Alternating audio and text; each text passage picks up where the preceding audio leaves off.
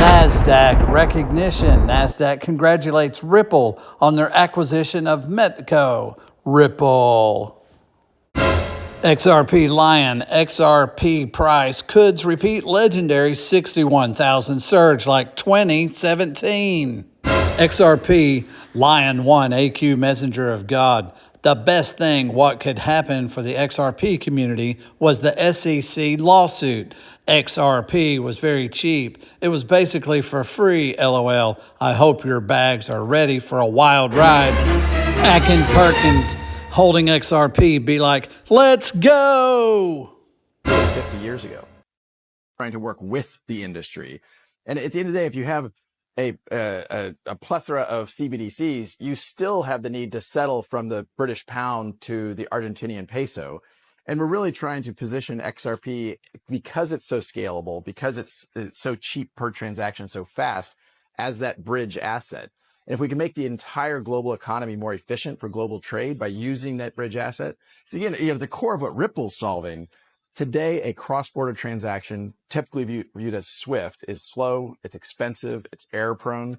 We should not rely upon technology from literally 50 years ago. XRP Ledger, with the XRP Ledger Foundation deciding to remove 3 validators from their UNL list.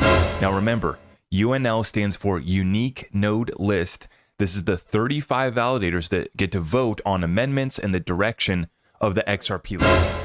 So you would welcome an XRP ETF then?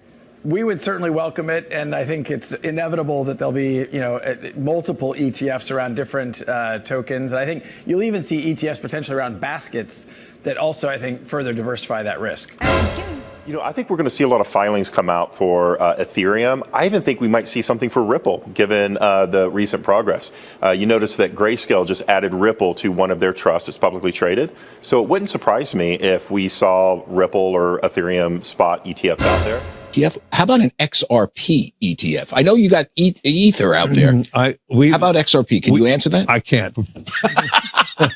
And you don't want me to. I do. Well, I can't.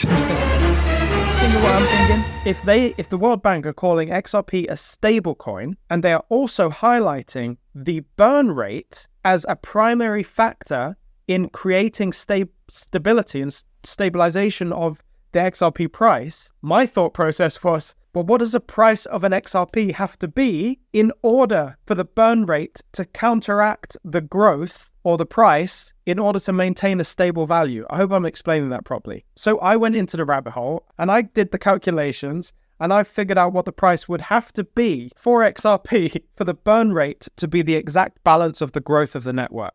Right, so the first thing I thought we really had to understand here was the monthly transaction volume. I'm going to put that in here.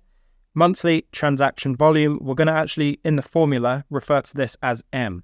Now, I took a look on the internet just to see the volume, the daily volume on the XRP ledger as of today, the day of recording it, which is also the day this is coming out.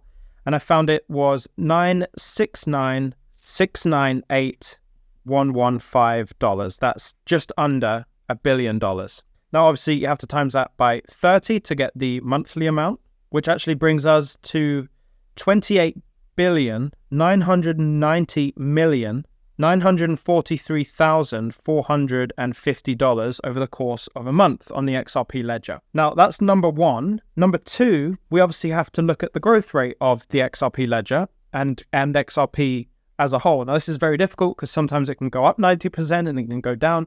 But if we just assume a 1% growth rate month on month, now I've got no basis other than just pulling that out my butt, that 1% growth rate. But let's look at a growth rate like that. So that's a monthly growth rate, and we're going to mark that by R in the formula. And so R in this instance equals 1% or 0.01. And that's essentially saying that if the XRP ledger was doing $1 billion of value in a month, next month it's going to do 1.1 billion. That's the assumption here. And I'm sorry about this handwriting, but I'm just excited. I also write like a 4-year-old. The next thing we need to look at is the transaction per second, the TPS. So that TPS we know for the XRP ledger is 1500. And that's the maximum amount of transactions that XRPL can handle every second. So when we expand that out to a single day, well, just having calculated this, 86,400 seconds in a single day. meaning we can quite easily now create our transactions per day number. And then the fourth thing is the burn rate, right? So that the burn rate, and we're gonna mark that as B in the formula, and TPS is just going to be TPS in the formula as well. So if we look at the whole formula and we look at kind of price as the P here, so the price equals the monthly transaction volume times by the growth rate, and we divide that by 30 times the transactions per second times by 86,400. This is allowing us to calculate the transactions per month, and times that by the burn rate. And so let's go through this and fill the numbers in. So we've got the price equals 969,698,115 times by 1% divided by 30 times 1,500 times 86,400 times the burn rate, which is 0.00001. And when you run all of that, what you end up with per XRP, which is P, which we're trying to solve right here, is an XRP value of $7,482.24. And that's obviously an XRP price based on a 1% growth month on month.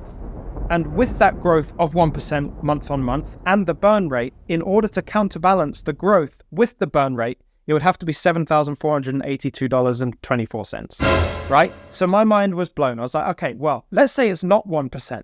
Let's say 1% growth is too low. What about all the way up to kind of, let's say 10%? I don't even know if it would go even any further than that.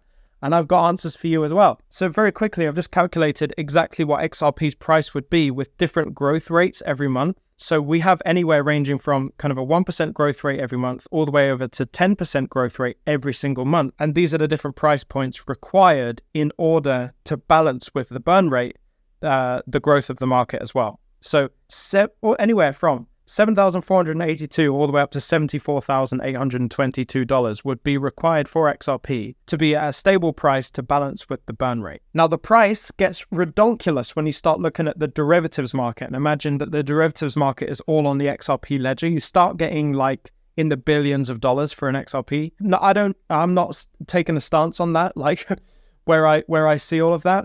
But certainly 10% growth, I would imagine, month on month over the course of a longer period of time, when especially this period of time where you've got CBDCs being added to the XRP ledger and CBDCs going live to transmit major amounts of value, and you've got major banks using the underlying asset of XRP, it's very easy to come to the conclusion that these numbers aren't that crazy. But the whole point of this video was to show if the World Bank believe XRP to be a stable coin, if they said it's going to be a stable coin and they mentioned the burn rate as a fundamental factor of the stability of that asset, the price has to be in these regions in order to make it what the World Bank think it is.